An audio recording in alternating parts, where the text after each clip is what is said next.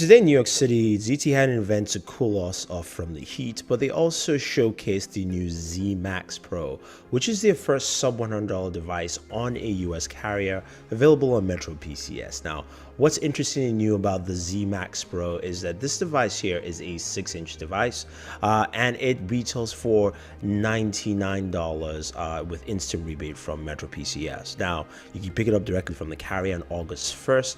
And what do you have under the hood? What makes it very interesting? As I mentioned, it's 6 inches. It's got a fingerprint sensor behind.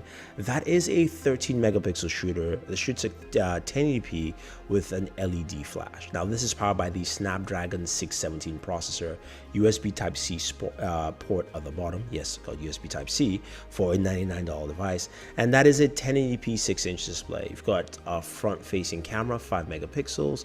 And this thing is really nice. Now, it's a larger device, so if you have smaller hands, I'm sorry, but for me, it's quite fine.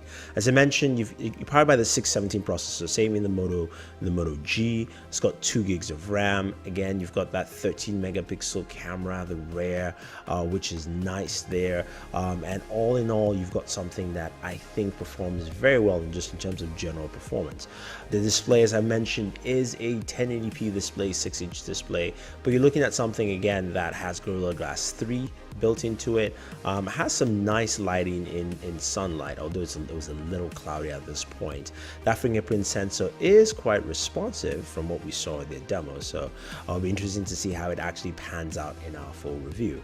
Now, the ZTE Zmax Pro is powered by Android 6.0, and it looks like it's running close to stock Android experience. There's some ZTE specific applications and things like that, but it's pretty nifty and fast, and I'm glad they went with that for something that's quite responsive. Of course, there is this slight custom overlay on there, so that changes a few things, but you get into the settings, you can see you're running stock Android here.